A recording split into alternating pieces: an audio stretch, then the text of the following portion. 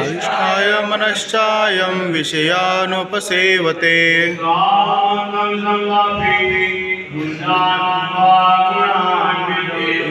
गूढानानुपश्यन्ति पश्यन्ति ज्ञानचक्षुषा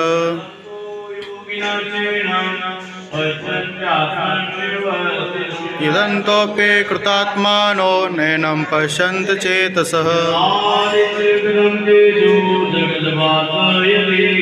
यश्चन्द्रमसि यश्चाग्नो तत्तेजो विद्धिमामकम्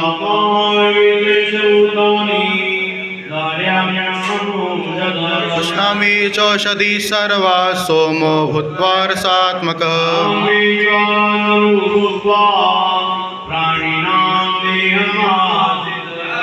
प्राणसमायुक्तः पचामन्नं चतुर्विधम्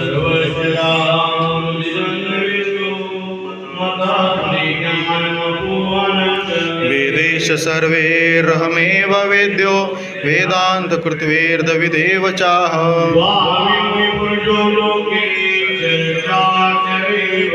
शरः सर्वाणि भूतानि कुटस्थोऽक्षरोच्यते यो लोकत्रयमाविश्य बिभर्तव्येय ईश्वरः